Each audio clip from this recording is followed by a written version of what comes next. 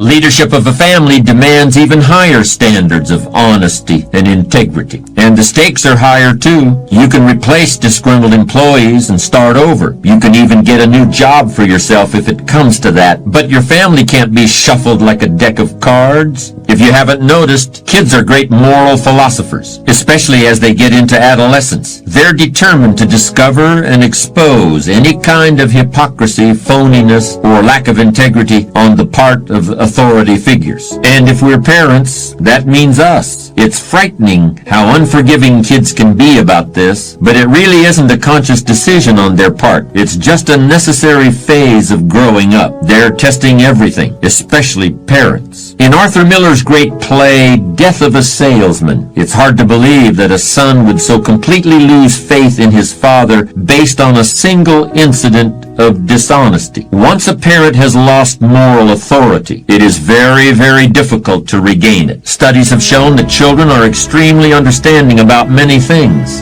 If you accidentally step on a favorite toy, that will quickly be forgiven, if not forgotten. If you lose your job and the family has to move, they'll adjust. If parents just can't get along and decide to divorce, most kids can handle it, but they can't handle dishonesty. It can take many, many years before that will be forgiven. Many people keep pictures of their kids on their desks. Is it supposed to be a reminder of what they looked like? Is it showing them off for whoever comes into the office? Well, there is an even more important reason those pictures are there, or why they should be there. They're there to remind us of what's at stake when we make the decisions that determine character.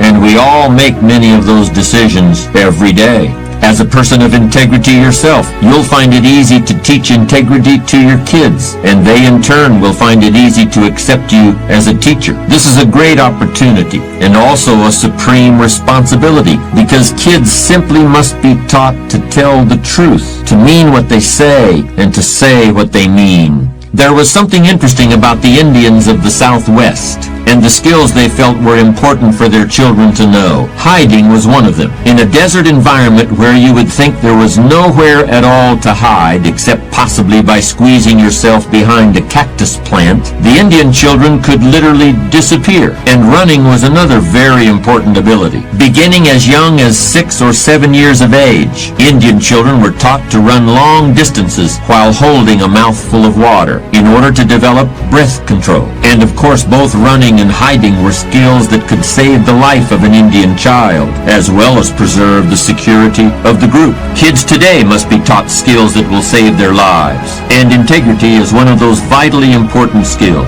Maybe it's hard to convince yourself of that. I heard a story of a man who flew propeller-driven anti-submarine planes for the Navy, piloted them on long flights over the water. He told of an incident when a storm was coming up, and they were faced with a difficult navigational problem in order to avoid it. The problem became even more difficult when the navigator revealed that he couldn't handle it. He cheated his way through some parts of the training, but that training material didn't seem like it would ever be very useful. I can't promise that it will ever save their lives, but nothing you will ever do is more important than teaching integrity to your children. There's an old saying, those who do can, and those who can't teach. But you really can't teach honesty unless you are honest yourself. You really can't teach integrity unless you also live with integrity. It's actually quite simple. Earlier I suggested that there might be some times when a certain amount of flexibility with the truth is appropriate, and I'd like to return to that now. It might be tempting, for the sake of consistency, to assert that you should always tell the whole truth exactly as you see it in every situation. But I've lived long enough in the real world to know things just aren't that simple. Shakespeare wrote of one of his characters, "Every man has his fault, and honesty is his. He is more honest than wise." Just as there is a difference between blowing hot air and premeditated dishonesty, there's also a difference between lying and recognizing the importance of diplomacy. How can you tell the difference? Your gut feelings will tell you. By the time we reach adulthood, I think most of us have extremely accurate ethical barometers built into our heads and hearts. We may choose to ignore what that ethical barometer tells us, but it's there nonetheless. When you're in a leadership role, I believe there's at least one situation in which you're almost always justified in stretching the truth to some degree. And here it is. You should overstate your degree of enthusiasm for your employees' work. You may use many carrots and very few sticks. Your recipe for dealing with subordinates should include at least 3 parts praise for every 1 part of criticism. Will this stretching of the truth cost you respect? I don't think so. Will a little sugarcoating of your true feelings foster greater productivity, better work, and improved morale? Absolutely. And that conclusion is supported by a great deal of behavioral science research. Praise is one of the world's most effective teaching and leadership tools. Criticism and blame, even if deserved, are counterproductive unless all other approaches have failed. Vince Lombardi, the late coach of the Green Bay Packers, certainly deserved his reputation as a tough manager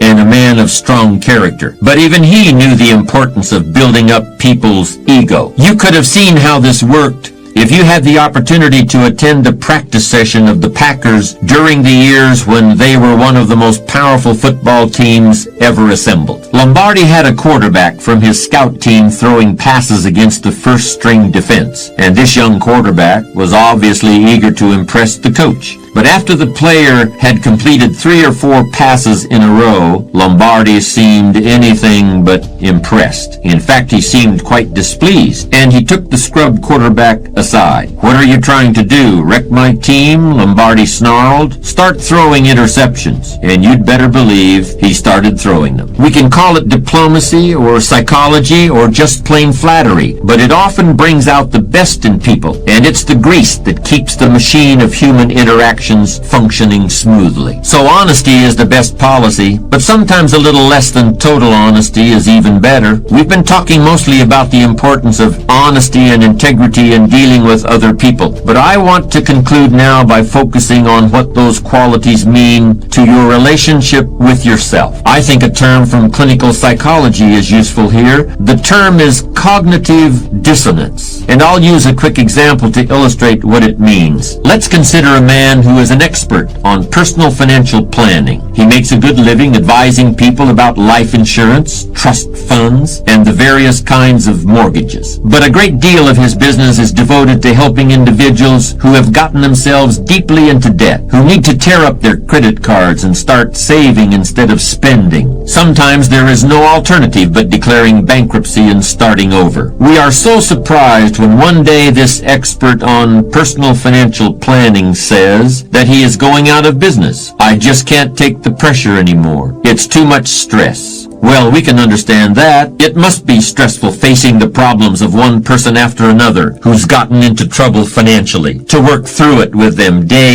in and day out. But here is the big surprise. "I'm the one who's in trouble financially," he suddenly admits. "I'm behind on everything, even my car payment. And after lecturing about the perils of debt all day, I can't stand to look in the mirror anymore." Wow. This man is experiencing cognitive dissonance in an extreme form. He is trying to live with 2 conflicting images of himself in his head, and the strain is simply using up all his energy. He's fundamentally a good person. He really believes in doing the right thing, but that's the trouble. He knows he's living a lie, and the stress of that finally gets to him. You might be surprised by the percentage of high-level managers and professional people who secretly know that they're presenting a false image to the world. The need to keep up appearances, the competition with peers, the pressure to make every year better than the last one. All this can make it very tempting to put on a mask. I'm not talking about just boasting here. I'm talking about creating a real split between what you're telling the world and what you know is the real truth about yourself.